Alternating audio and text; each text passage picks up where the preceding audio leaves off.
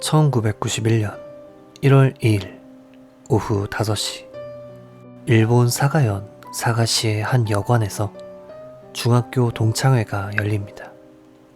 이 동창회는 당시의 선생님 5명과 동창생 40명이 12년 만에 재회하는 자리였는데요.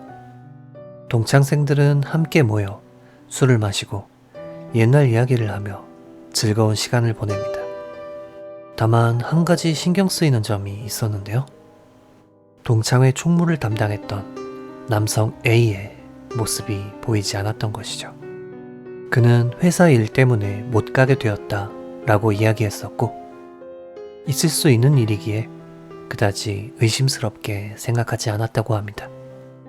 다음날 동창회 참석자들은 신문 사회면의 기사를 보고 경악하게 됩니다. 기사는 바로 자신들이 참가한 동창회의 살인 계획에 대한 내용이었기 때문입니다. A는 사가현에서 교편을 잡고 있는 부모님 밑에서 자랐습니다.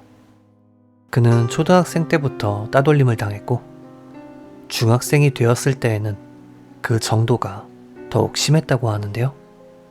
그에게 헤드락을 걸고 머리를 때리는 것은 흔한 일이었으며 프로레슬링 놀이라며 의자로 A의 머리를 가격해 몇 바늘이나 꿰맨 적도 있었다고 합니다.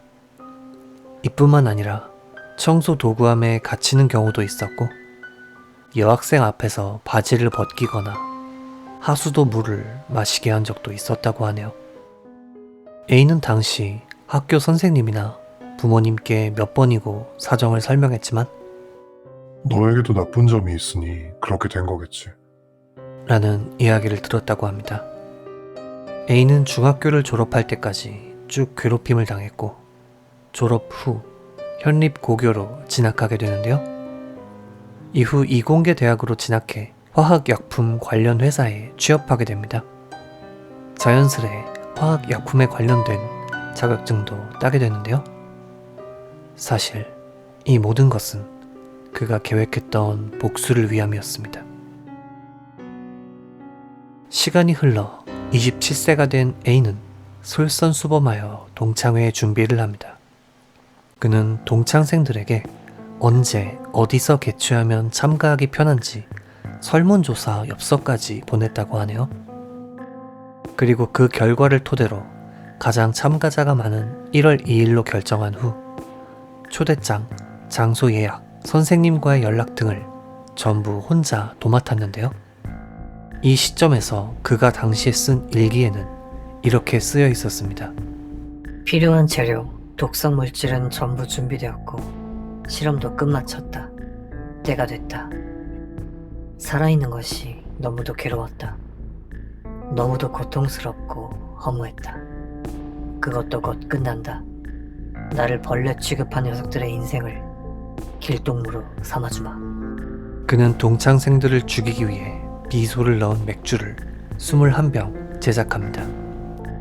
맛이 이상하다며 의심받지 않기 위해 당시 흔하지 않았던 동유럽제 맥주를 사용했다고 하는데요. 이뿐만 아니라 가솔린을 사용한 시한폭탄도 3개 준비합니다.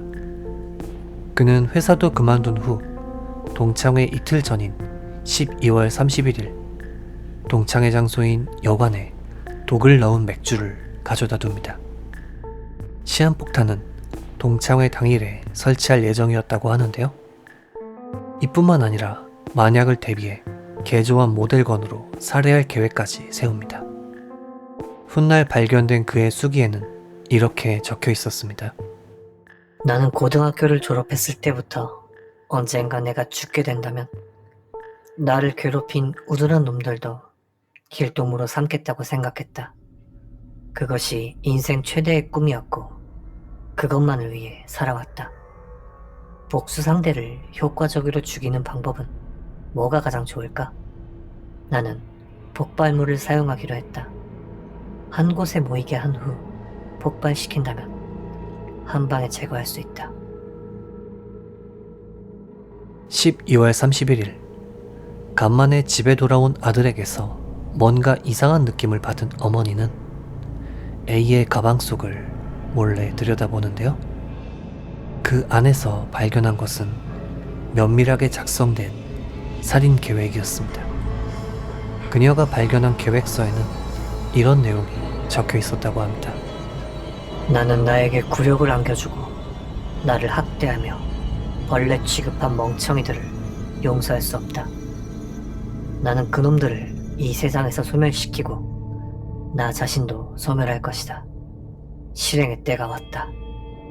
경악한 어머니는 즉시 경찰에 신고했고, 경찰은 A가 여관에 가져다 둔 맥주를 압수하여 분석했는데요.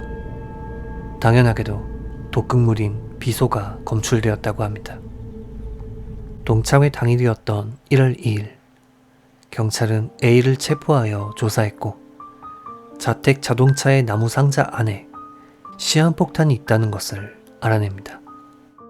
저녁 무렵 경찰이 출동해 시한폭탄의 회수를 위해 상자에 접근했을 때 상자가 일제히 폭발하여 3명의 수사원이 중상을 입었다고 합니다. 이 폭발 시간은 동창회가 진행되던 시간과 일치했기에 만일 A의 계획대로 폭탄이 여관에 설치되었다면 동급생들은 모두 죽거나 크게 다쳤겠지요. 체포 이후 경찰은 정신감정을 의뢰했으나 그에겐 충분히 책임 능력이 있었다고 합니다. 결국 A는 살인 예비죄와 폭발물 관리법 위반으로 1992년 6년의 징역을 선고받습니다. 비록 이 사건은 미수로 끝났지만 만일 A의 어머니가 눈치를 채지 못했다면 일본 범죄사에 남을 사건이 될 수도 있었다고 하네요. 저 역시 유년 시절 따돌림을 당한 기억이 있기에 여러모로 씁쓸한 뒷맛이 남는 사건이네요. 시청해주셔서 감사드립니다. 괴미사였습니다.